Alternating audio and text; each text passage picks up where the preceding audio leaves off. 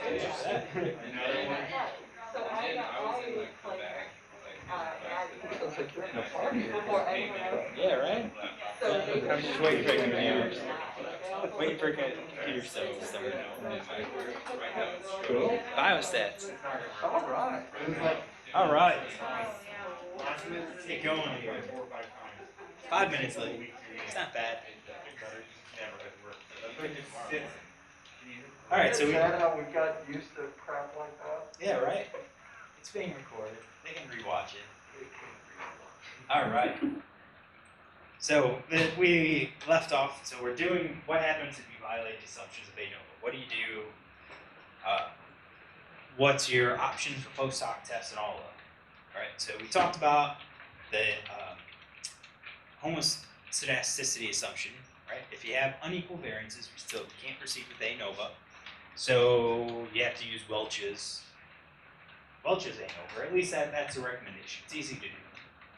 If you use Welch's, you can't use 2B's, so you have to do a series of Welch's t-tests. And we learned about doing the subsets, we learned about doing pairwise t-dot test functions, and so forth. Now what we're going to talk about is the normality. So as long as we're not too non-normal, we can typically proceed as normal and do an ANOVA and not worry about it. But occasionally you're going to see some drastic non-normality. When you do those QQ plots, it's going to be obvious. It's going to be complete curvature. It's going to be sharply curved one way or the other, or you're going to see some sort of S shape on it. So it's going to be pretty obvious. Oftentimes, as I said, this is due to the underlying data, and you're expecting it. So if you do serial dilutions of any type to generate your data, the serial dilutions by itself is non-normal. So you're expecting it.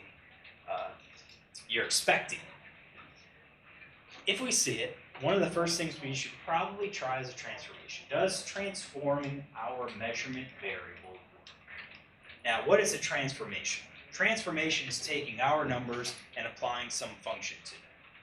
All right. If we took all of our measurement values and added 10 to each, we just transformed our data. We transformed it by adding 10. If we took our data and multiplied it by 2 to make them twice as large, that's a transformation. What we're trying to do is apply some transformation to get our data to be normally distributed. The common ones are these: the log transformation, square root transformation, the arcsine transformation, and the reciprocal transformation. These are all used in different types of data, different types of non-normality. All right?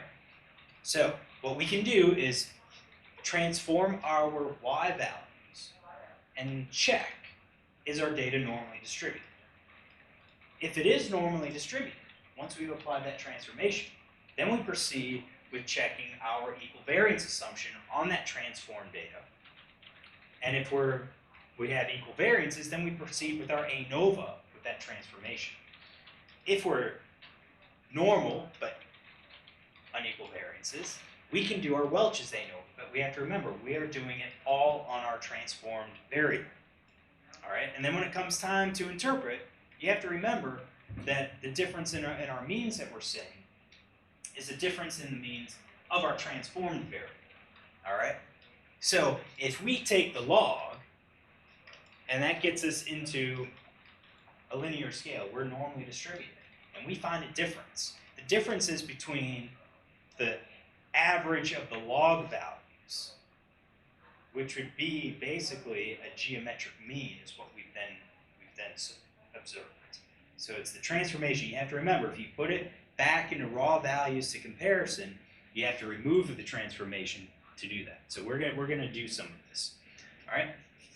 If, however, transformation doesn't work, try another transformation and try another transformation. It's actually pretty easy to do now that we have that QQ plot function where we can write the formula. All right. So that's what we're gonna learn how to do, and we're gonna try to do. So our data set is vaccine. All right, you can download it, you can import it. I think I'm going to call mine vaccine, all lowercase. All right? And the idea is you vaccinated mice with an influenza vaccine, then challenged them with 3 circulating strains of influenza. At day 7, you drew blood and measured antibody titers against that vaccine strain. Do the challenge viruses elicit a different antibody response, different antibody types? All right, so what I want you to do, I want you to download it, kind of make it figure, see what we kind of expect, and then check normality. And hint, hint, we're going to violate it, and it's part of the transformation stuff. All right, so check normality to see which type of transformation might work. And remember, do your transformation actually in that QQ plot function. This, I think it's downloaded. Let's get it loaded.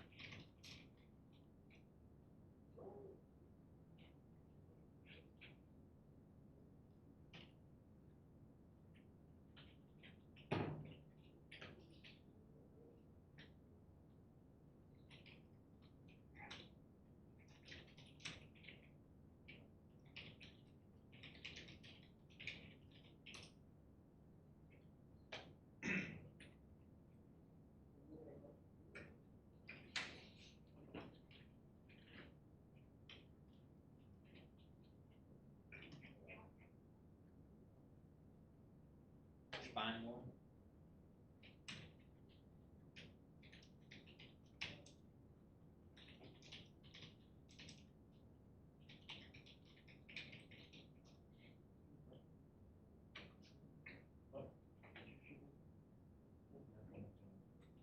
Do you love the car package? What's not working? Probably me.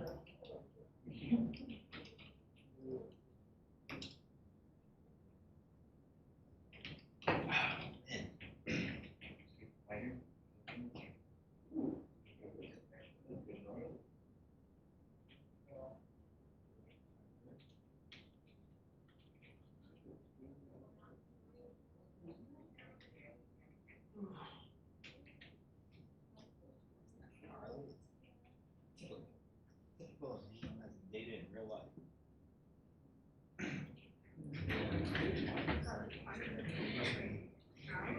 Yeah.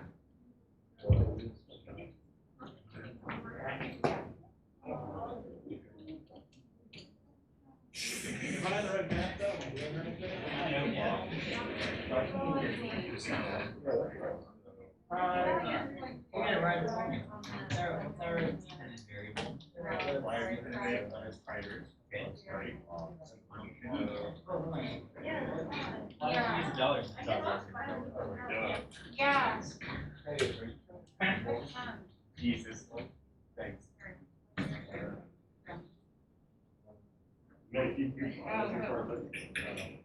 Okay, so look at that. It's hard. Yeah. Weird.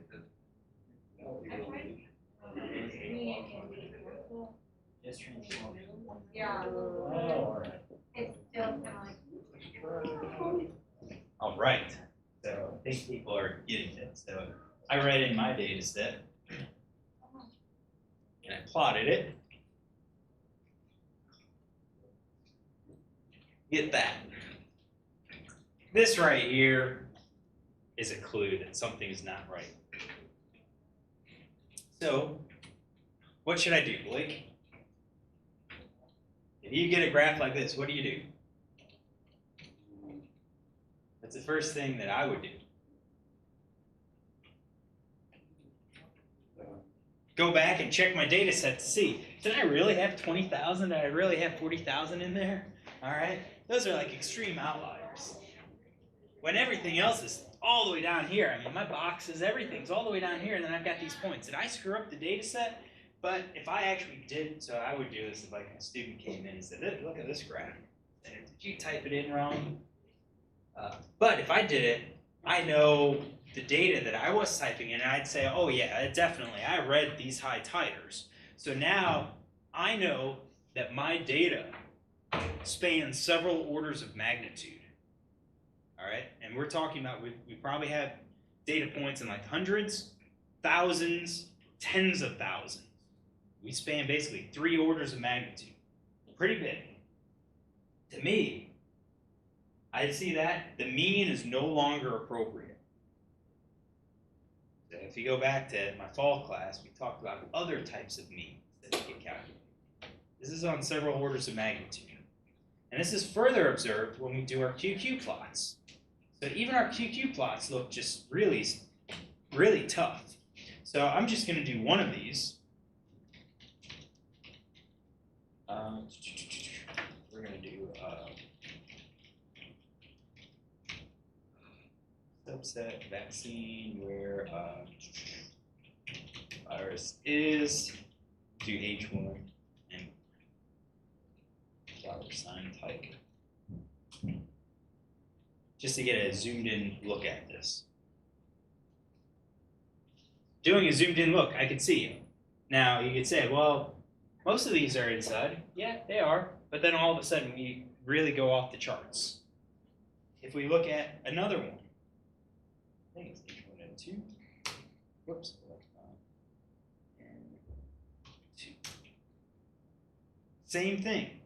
But now I actually see that it looks like I dip below the line down here before I tail off. So I'm seeing these first two, and it's like, there's no way this is normally distributed. So how do we start to fix it? Well, I can apply transformation. And I said we can apply the transformation actually inside of our function. So if I look at this, we've got vaccine, $titer, and just look at the data. This is what our data point look like. Actually spans what, 4 orders of magnitude. We got single digits here. Now how do I transform? Well, as I mentioned, I could add a value. We're going to add 5. I've just transformed my data. I've just moved our curve, our histogram, 5 units to the right. I can multiply it by 2. And what that does is it applies it for each value. So every value gets multiplied by 2. So what I've done is shifted and enlarged it. That was our transformation. I could also try some of those other ones that were listed. For example, the exponents, exp. So what I do is take e and then I raise each of the original values. And I take my new value. And you can see I get some really large numbers. I could do a square root. I get all those square roots. Or the last one, the one that you would typically use if you're working with percentages or any value that's going to be constrained between 0 and 1 is arcsine. Which I believe it's a sign in R. And you can see I got NaNs in it because we're not actually a decimal point. So there's our problem. So if we wanted to, we could even do, let's say cosines if we wanted to, if we were doing some sort of circular statistics. Or we could do our classic log scale. All right, get everything on a log. Now with the log, you can see that we can specify the base. All right, we can specify the base. We've got log and log 10. The log this is just your natural log. All right, that's the default. Log 10 is the default for a log base 10. All right, and then you can do log base 2. That's your 2-fold serial dilutions. That's 10-fold serial dilutions and log e. So it doesn't matter. The base is only going to change the numbers. It's not going to change any patterns or relationships. So what I'm going to try is, I did the log scale first, and this is what I'm getting. You can see now it's put everything on a similar scale. All my points now are within the line, and this looks pretty good. But let's say I want to try something different. Maybe I want to say, what happens if we square each term? Or actually, we'll do square root. Because we're thinking we're trying to compress everything. Yeah, that still doesn't fix it. So I know, basically, the log is going to work.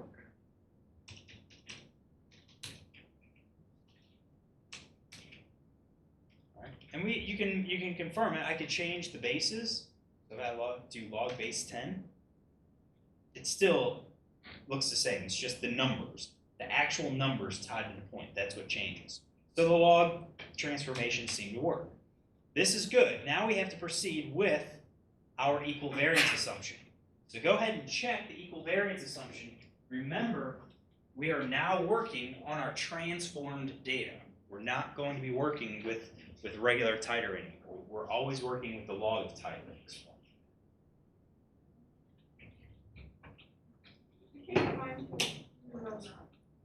What's that?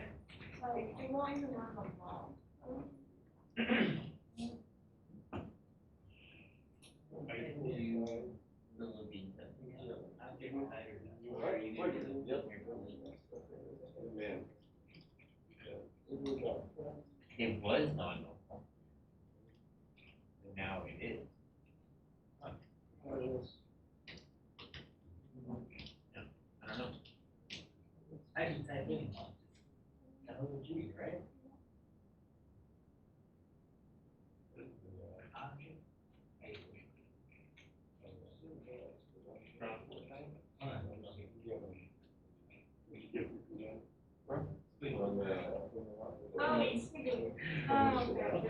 Yep.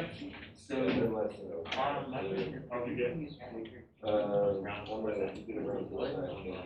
It was not normal the original, but we transformed it, and now it's normal. So now you use Brown foresight on that transformed data. Cool. What over there? Yeah. I just wanted to see how much different it was.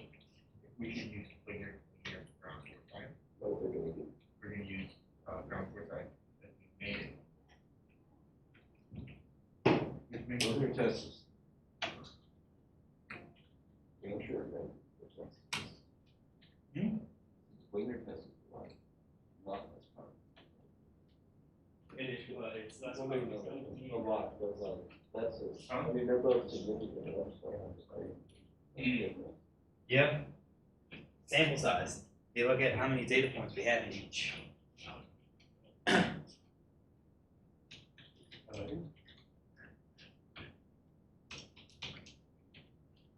So I do Brown foresight, so Levine test. Remember, we are doing it on our transformed data. We're transforming titer.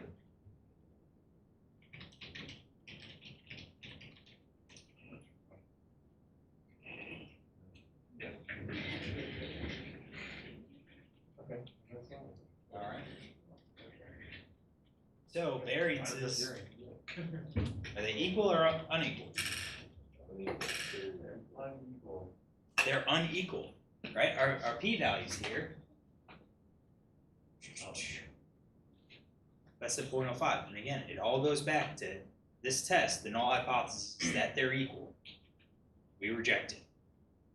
We have unequal variances. So now what do we do? Welch's ANOVA. Go ahead and run it.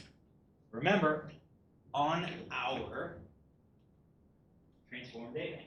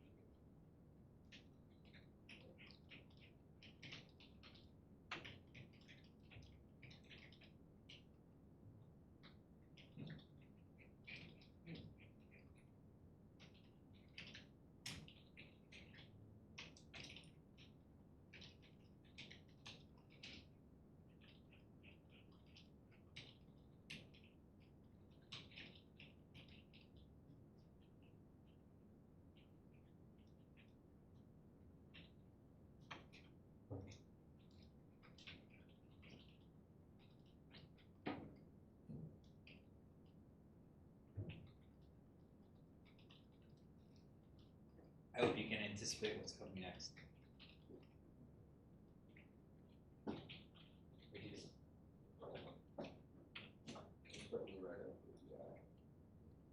How did you? Oh, you created. Yeah. That's one way to do it.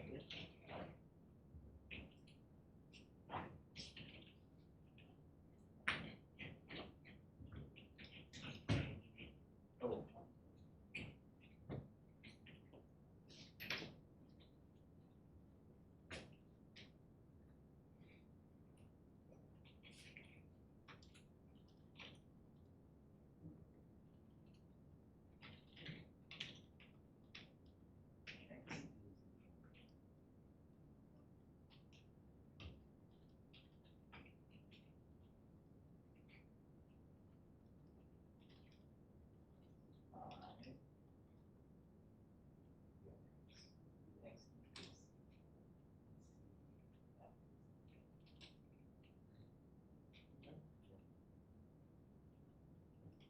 Oh wait, no.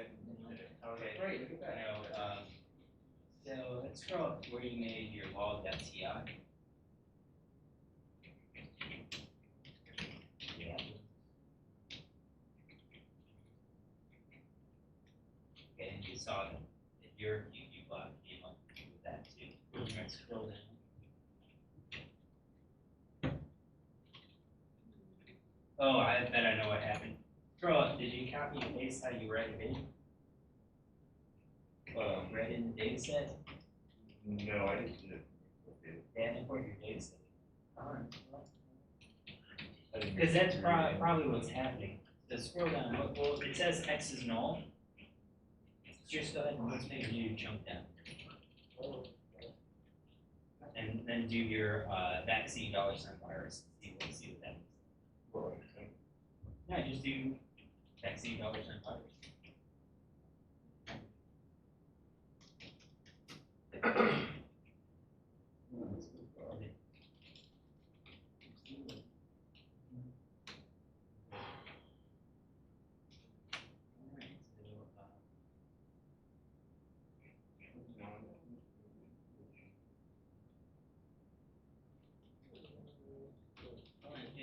Do you need vaccine dollars? You didn't save that into your data frame, did you? What? Your log.ti. Yeah. So it's not, it already knows you don't need the vaccine dollars. Oh. Maybe that might be the issue. Exit the phone. That's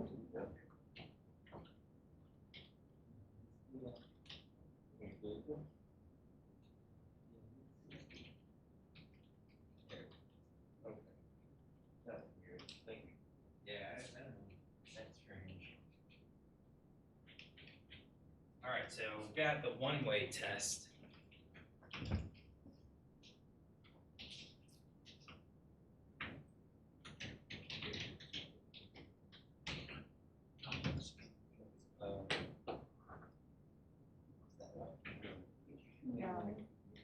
All right, so one way to test, I had log titer $virus, data equals vaccine, var dot equals f, and I get p-value, small p-value. So means are different. So then we have to run our post hoc test, make subsets, or do your pairwise.t.test, right? So again, it's on our transform data. So pairwise.t.test. Oops. Do that. That X didn't work. Probably because it's G. I bet it's G.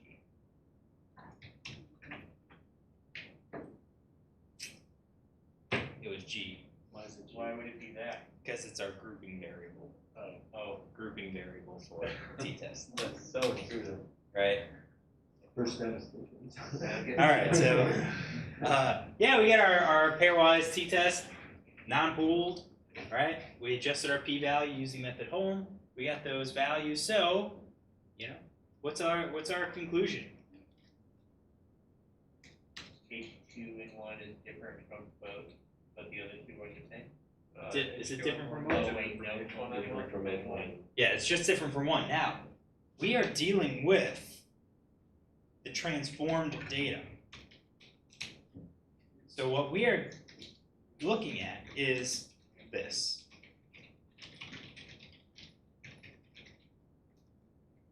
We are looking at this graph where we've transformed our data and we're now comparing the means of the log transformed information. All right, this would be the equivalent of comparing the geometric means of our untransformed data. So kind of if you reach back to the fall semester, we talked about when would we use a geometric mean. This could be one. All right, so our interpretation, we're not saying, well, we'll do an aggregate function and look at the averages and so forth. So just a quick review. Remember, aggregate, we want to know the mean of our titer as a function of virus, where we find them in vaccine, and the function that we apply is the mean. All right, so these are the averages. We know that these two, the two extremes, are different. So we wouldn't really talk about, well, H1N1 gave a mean of 6.56 and H1N1 gave a mean of 4.7. We could if we say it gave a log of the mean of these values. All right. What we would have to do is take them out, back transform to say our titers, they were significantly different. No, was it H1N1s that were different? H1N1 and H2N1 Yep. So note the difference. Our means changed. Because what we need is the geometric mean. I don't know if R has one built in. I don't know if R has one built in. We're going to look it up.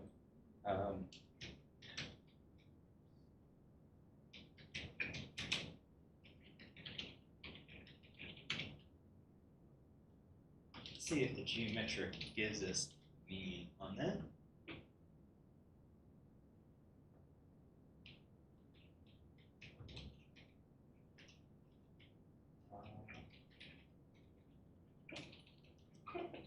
I don't think it's built in. I don't think there's a geometric mean built in, but we'll get it. So log of our titer, and then we will do anti-log. This is, see, this will work, or if it's going to complain. EXP of all rows, second column. There it is. That's what we compared. So the geometric mean, which is the appropriate mean because we span several orders of magnitude. We have a geometric mean of a mean titer of 708, 709 versus 110. Those are the numbers that we compare. So these corresponded to these. If you need to transform and we need to back transform to kind of do the interpretation, feel free to stop by. I don't think anyone here is using titers or serial dilutions to do for their project, so we don't really have the capacity. Now, I did see a couple people do this, where they created a new variable, right? Where you did vaccine $titer, and you just did the log.ti, all right? Log of titer. That works. Then you just do everything on this variable. Now it's already appears. You see it enter in my environment. Matt, don't know if it works in yours or not, but it would have popped up on my environment. So I could see it. So now I don't have to reference data equals. I don't have to do vaccine $this. It's in our memory. All right. What I might have done is this. Vaccine $log.ti. So I've not only created the variable, the new object, but I've also put it into my data frame. So when I run that and I look at my data frame, you can see that I've now added a second column to it. This would be something like if you did in Excel. You say, well, I know I'm on this, let's just do our transformation in Excel and do equals log of, you know, the cell next to it. This is the equivalent of how we did. Questions on this? If we had equal variance, we would just run regular ANOVA, run a 2 keys on it if it was significantly different. But again, remembering that we're analyzing the log of our titer, and that gets passed down.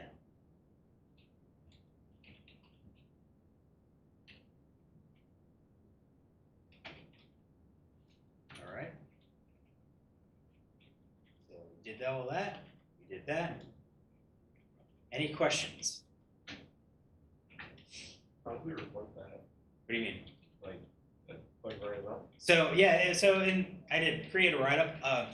What I would do is, you know, when you reference data were not normal, so we transformed titers using the log scale, or we took log of the titers, which met the normality assumption. And then when you make the graphs, so I'm going to go back, bring my R back. I'm like, this plot, I make sure that the label says log of titer. And you'll see that all the time. You'll see log of titer, or you'll see people change the axis to the log scale.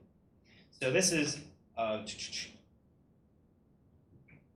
think I did tenfold.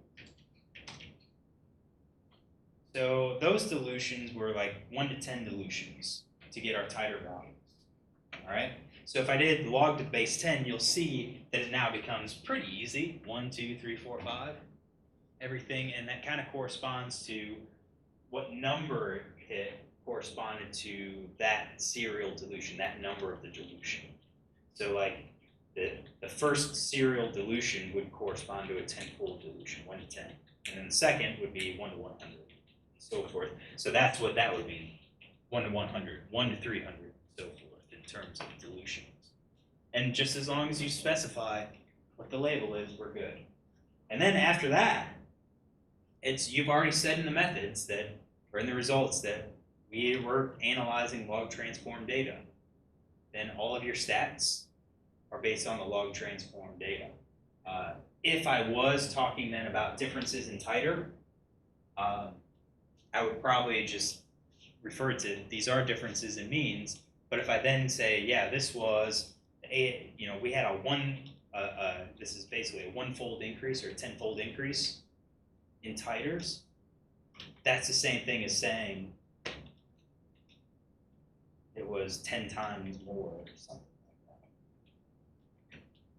that. You just kind of say what your transformation is. Most of the time, they give the transformation at the end in the results, or not in the results, in the methods. So they say we check normality with quantile plots. Especially if it was like your entire data set, you would say data were non-normal, but I transformed using this transformation, and it worked.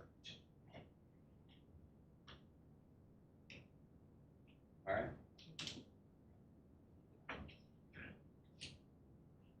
All right. Permutational ANOVA. All right, so sometimes transformations don't work. Sometimes. Most of the time in real life, transformations don't work unless you're doing these serial dilutions and so forth. All right. So we do have an option. We could do Kruskal-Wallis test. That's a non-parametric version. All right. We can run it on non-normal data, especially highly skewed data, kind of like what our titer data was, really highly skewed. But Kruskal-Wallis test compares the medians, not the means. And I think the most important part of that, of our test, is that it assumes this equal variance. And oftentimes, if you have non-normal data, you're going to probably violate that equal variance assumption too, at least until you transform the data. All right? So there's a possibility that you can transform the data. You still have non-normality, but now you've met your equal variance assumption. You could run Kruskal Wallace on those transformed data. All right, but typically, if you violate normality, you probably also violated equal variance. So what can we do? Well, the recommendation is to do this permutational ANOVA. And what the permutational ANOVA is going to do is to shuffle our data. All right, it's going to shuffle our data. So if you can imagine, let's move, get to the board. Some of you have seen this. Some of you are new.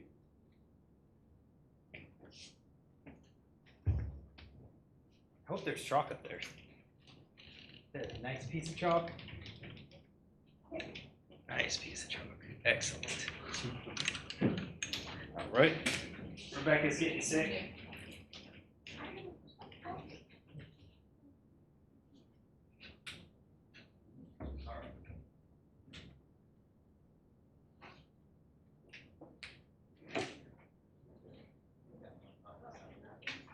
There it is. We're good.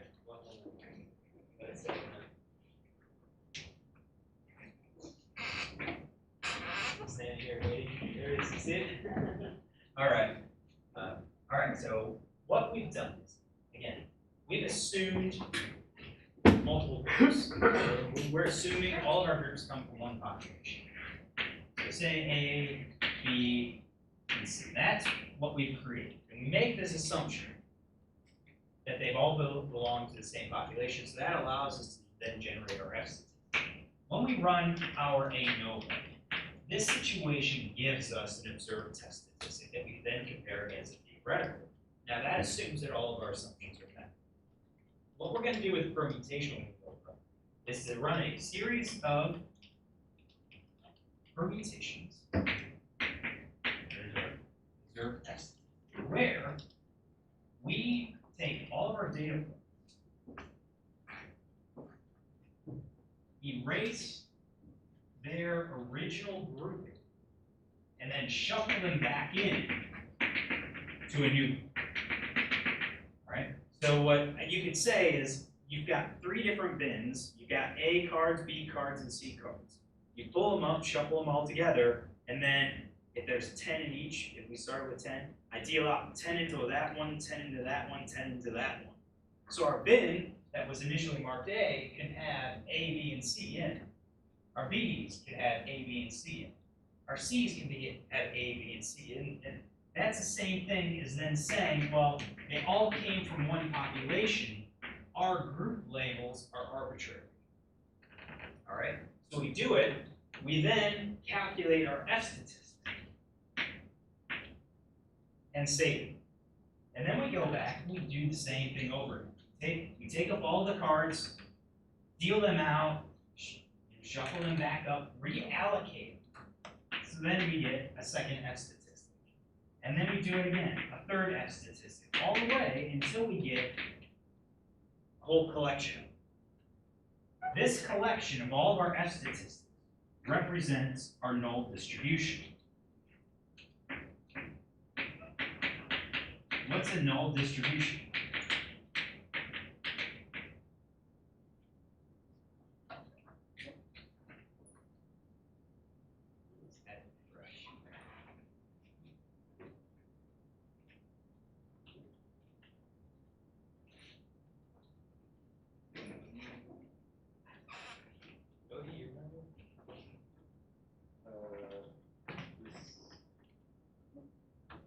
That how it would look if the null hypothesis was true?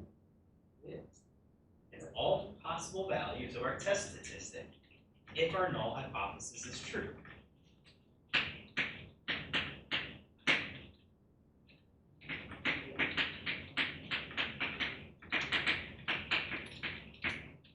So that's all of our F values, all the possible combinations. If all of our assumptions are met for ANOVA, this null distribution approximates a regular F distribution. But if we violate it, this might be close, but it won't be an F distribution. It won't be an F distribution. So what we've done is generated our own null distribution, making this true. How did we make it true? We did our shuffling. We eliminated the groupings and reallocated. So the structure of our data itself, how sample sizes, everything, distributions, is now going to give us a true null distribution. All right? So now our task is to compare this value to our null distribution. Where does it fall? So what we're looking for is this f observed on our x-axis. All right? All of the values that equal or exceed that, which happens to be the area underneath the curve, represents a p-value, which is, what is our definition of a p-value?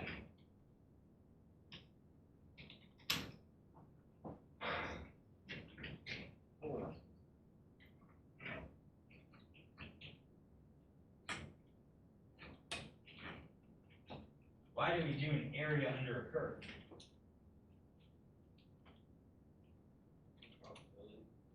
It's probability. Why do we have to do that in this case?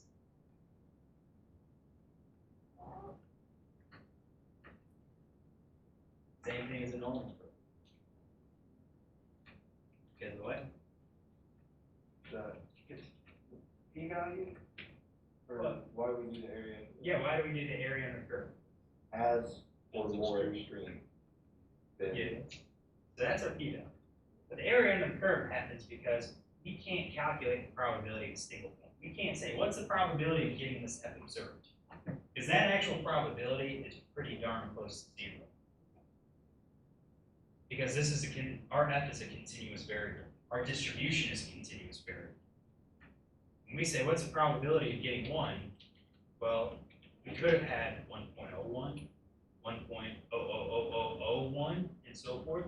All of those values really close to 1 we could have had. We're asking for a very specific value, 1. And that probability is close to 0. So to accomplish those probabilities, what we do is say, well, what's the probability of getting the area real close around 1, which is the area under the curve. That's our slice. So for this continuous distribution, we are looking at the area under the curve because we want to know the probability of getting data as extreme, or f observed, or more extreme, which is to the right of our line. And that is our p-value. We've set our p-value at 5% to say, if it's 5% or less, then the likelihood that we get something as extreme or more extreme is pretty darn small, which probably means that our null hypothesis isn't true. Something other than chance is giving us the results.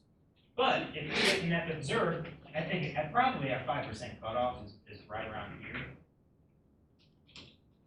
on this curve. But if we get something like this and a p-value of 10%, then we say, well, it's 10% chance of getting something as extreme or more extreme.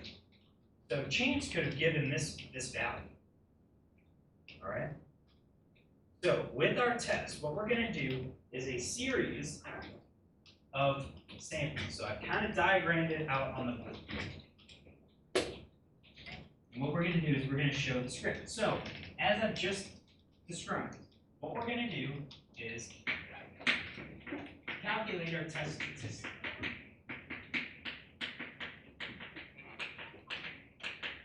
And for our ANOVA, it's going to be that F statistic that we're going to use.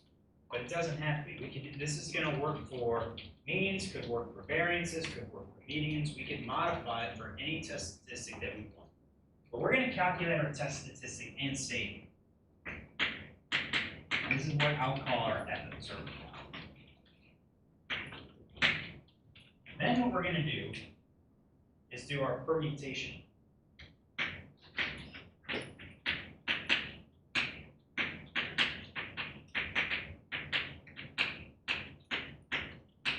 So we're going to generate our null distribution, which will be our FRAND, which is our randomized data F statistic. How do we do that? All right. So what we're going to do is shuffle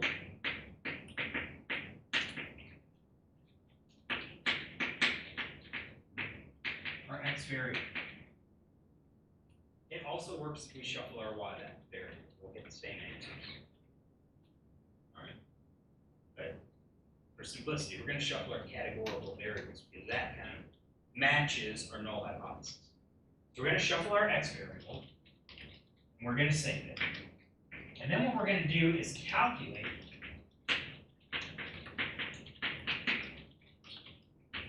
a new f statistic and save it. We're going to calculate a new fi and save it. This represents an f statistic of a randomized data set.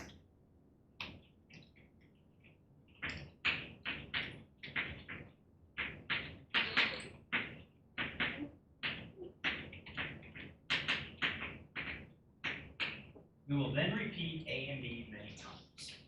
Every time, saving our f statistic until we get to a vector of all of our randomized f values.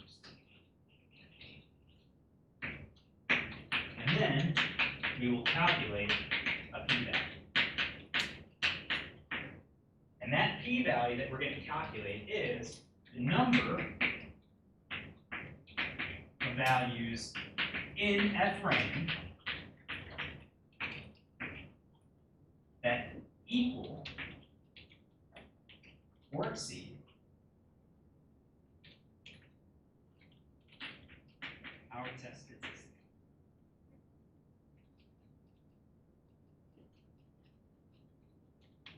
We're not quite done. Because our f observed, this gives us the count, right? This gives us the count. We're not quite done. Yeah, we've generated, I don't know, let's say 1,000. But we have this one that we also observed. We may or may not have obtained this when we shuffled our data. We might not have, when we shuffled it, our sample sizes might be such that it's highly unlikely, or at least very unlikely, that we'll actually get our original data set again. So what we do is add 1 for a value to account for the fact that we actually observed something. All right. So what we're going to do is calculate this number of values in f-rand that equal or exceed f observed. We're going to need that one value. And then our p-value is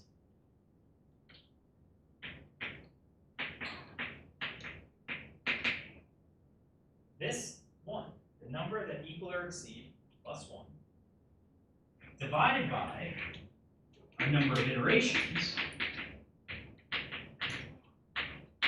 plus 1. All right. The smallest p-value that we're going to be able to get is 1 over the number of iterations plus 1. Why is that?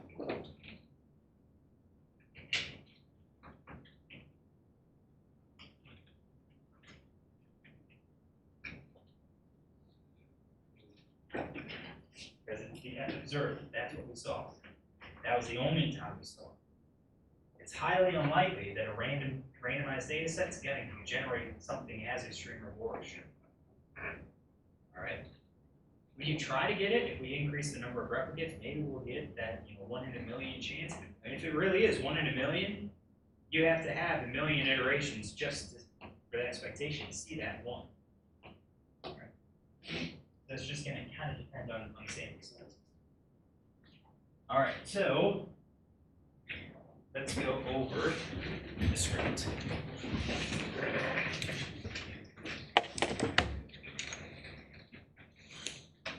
Move that out of the way real quick.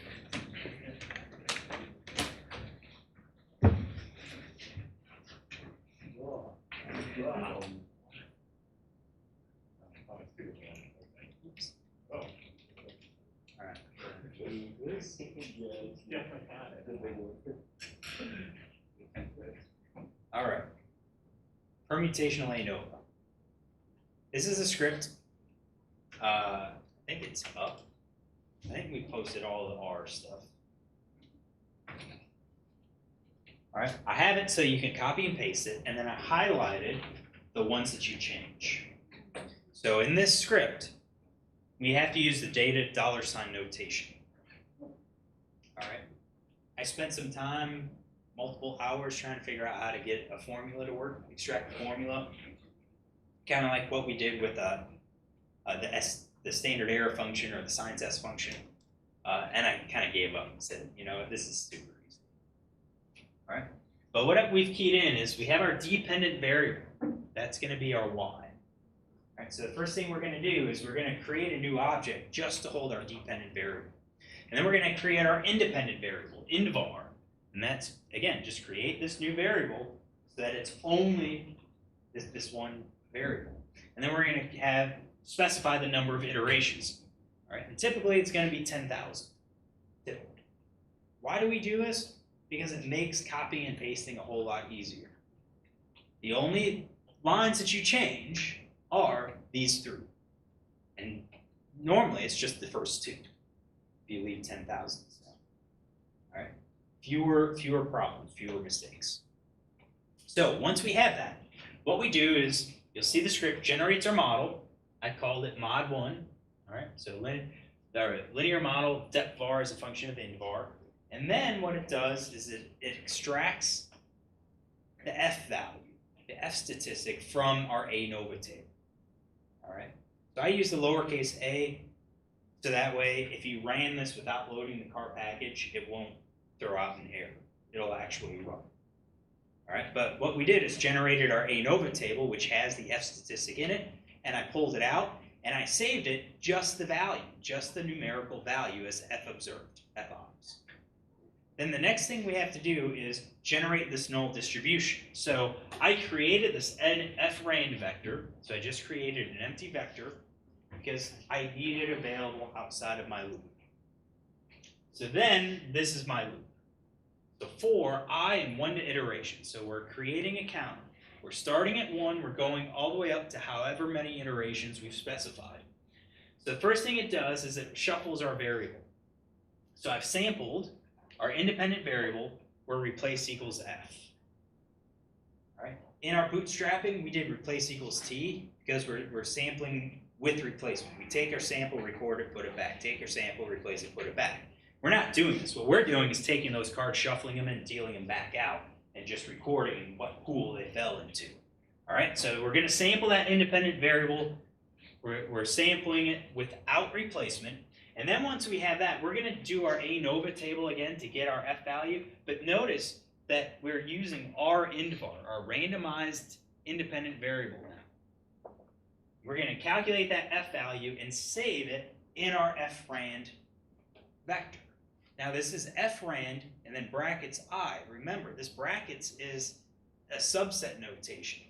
It allows us to specify what item in that vector we want to save it. And since it's a vector, what it starts at is, okay, we're going to save it as row 1. And then the next time around, we're going to save it in row 2, then in row 3, then in row 4, all the way up to get to row 10,000. All right? And once we hit our 10,000, that starts back up and says, oh, we already hit 10,000, jump out of the loop. So now we have frand, which is our null distribution. We have f observed, which is our observed test statistic. Next thing we need to know is, what's our p-value? So here we have frand greater than or equal to f observed. We're counting up, or actually, we're doing a logical test to see, is the value in frand greater or equal to f observed? And this happens row by row, and it's going to return a true or a false. Yes, it's greater, or no, it's not. So true, it's greater, false, it's not. That is stored as a 0 and 1.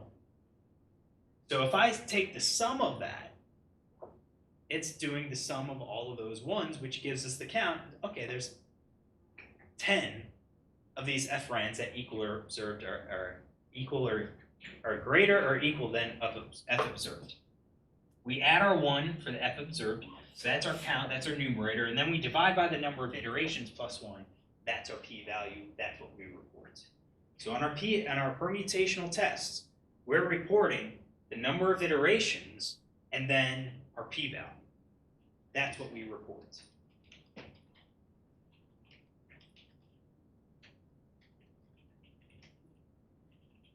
Once we go down this path of permutational ANOVAs, we can't all of a sudden start running two keys.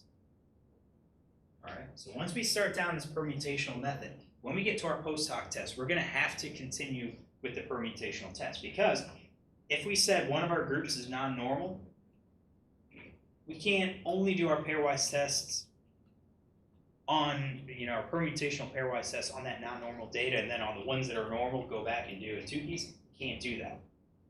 All right. Once we know we violated that big assumption, we violated all of our subtests underneath it. So we have pairwise tests to do. Now I have both of them. Pairwise permutational t-tests to kind of be equivalent to the t-test that we have been running. All right. Or you can do pairwise permutational ANOVAs. All right. Our p-values are basically going to come up to be the same. But how we approach them is different, because in the t-test, we're using the t statistic as our test statistic. For the ANOVA, we're using our f statistic as our test statistic. So for the permutational t-test, this is the pairwise permutational t-test. This is how I set it up. Now, we still have 4 lines to change, but we don't change everything. So first line is going to do our subset. So we're going to extract those two groups that we're going to compare. All right, and we're going to save that as subdata. And then in the next 2 lines, we're going to specify our measurement variable and our grouping variable. But note, it's subdata $. We don't change that subdata. We're keeping it the same, because once you go down this path, your X's and Y's won't change. The only thing that changes is going to be this first line, which subsets we're doing. And really, the only things that's going to be changing is the condition 1 and condition 2. So I've kind of written it to minimize what we have to change every time we run this test. All right, we've got our number of iterations, but now our test statistic is t observed, our t test statistic from the t-test. This one, we are going to put a restriction on it. We're going to take the absolute value of it. So with our f statistic, it's always going to be a positive. And with the f statistic, we're only going to look at that greater than or equal to. We can't go below 0. All right. And as our means get more different, the f's get larger and larger and larger. With our t's, that's not the same thing. Our t distribution is centered at 0. So when we ask as extreme or more extreme, we're looking at past our value. So if it's a positive value, we're looking at being larger, or we have to look at the mirror image and say, what's the chances of being more negative than that value? All right, so to get around that, if you take the absolute value, then we're only looking at those values that are greater than our observed test statistic, as long as our test statistic is the positive value, or we take the positive value. But same thing, we do our t-test. This one's a little bit easier. If you do structure of the t-test or names of the t-test, you'll see that statistic is a name. So I can use $ statistic to pull out my test statistic. I make sure it's as numeric, just kind of make sure it's a number, and then absolute value converts it to our positive. We have our loop, so t rand, that's our null distribution. We're going to do our randomized variable, r var, so a shuffle of those two groups. In this case, it's pretty easy. Right? If we had buildings, science 3 and cabinets, I took those labels and just redistributed. But then I'm going to do my t-test using that r var again, saving the test statistic, and we're going to save it. And then p-value is the same thing. We're looking at how many of these t rands equal or exceed the t observed. We're looking at that proportion. Pairwise ANOVA is the same thing. You'll note that it's just modified to handle the subset. All right? All right. ANOVA practice. Plaque.csv. So you grew E. coli on plates to test the effect of 3 different experimental compounds that exhibit antibacterial properties. You place 1 drop of solution on a plate of bacteria and measured the plaque size that formed. Hey, that plaque size isn't quite the term. Couldn't remember it when I wrote it. But basically, we're assuming that we're going to cause death, so it'll be an open area. So do the plaque sizes differ between these compounds? So check the assumptions. We're going to violate assumptions. Go ahead and do the permutational ANOVA, and then if required, go through the pairwise permutational t-test or ANOVA test.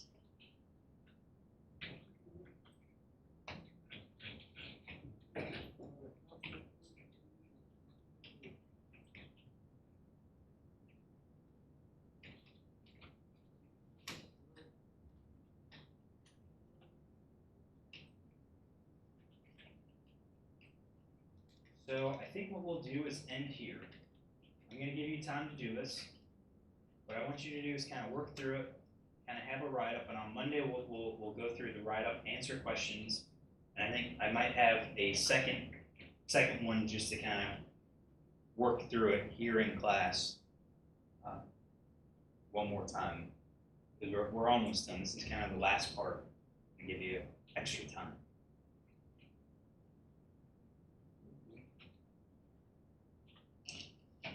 Remember, we've got our scripts. Here it is. It's copy and paste.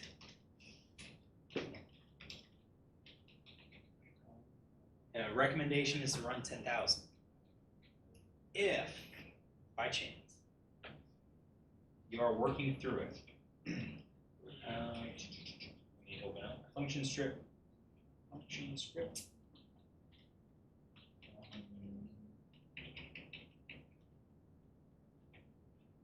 Get this pasted in. I'm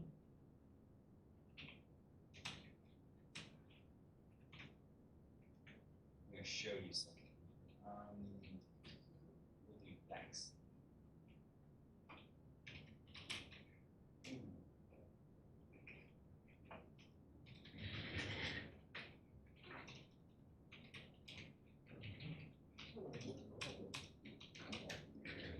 All right. So I know this is going to work with our vaccine data.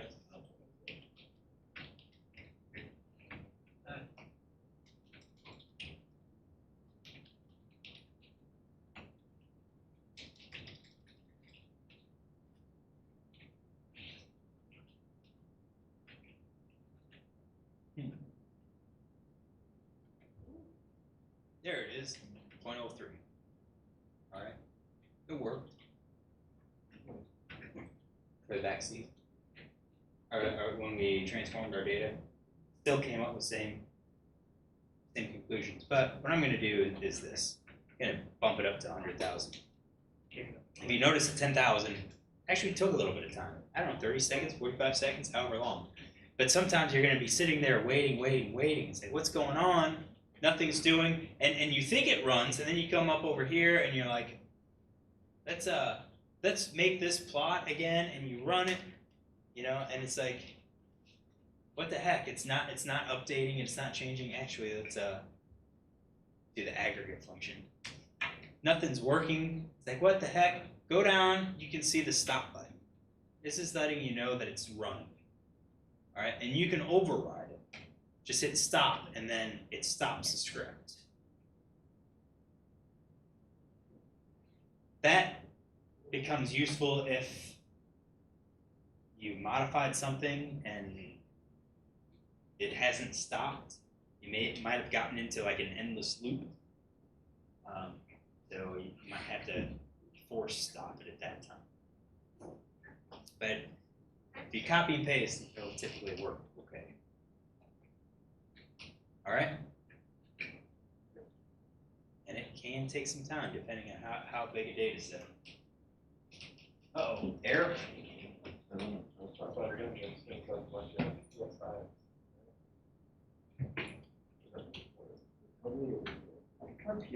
Yep. Grouping diagram must have exactly 2 levels. What are your compounds? Where'd you get those? Yep. E49, that looks good. What about W?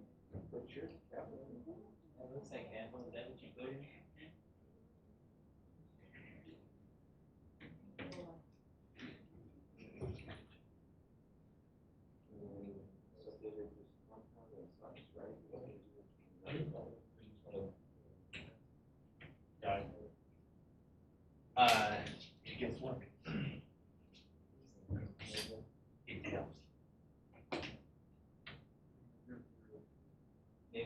lowercase and try lowercase. Oh.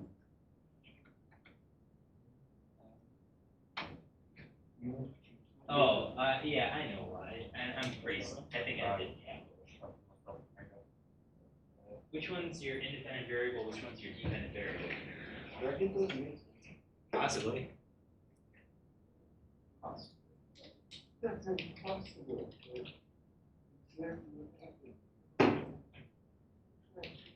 All right.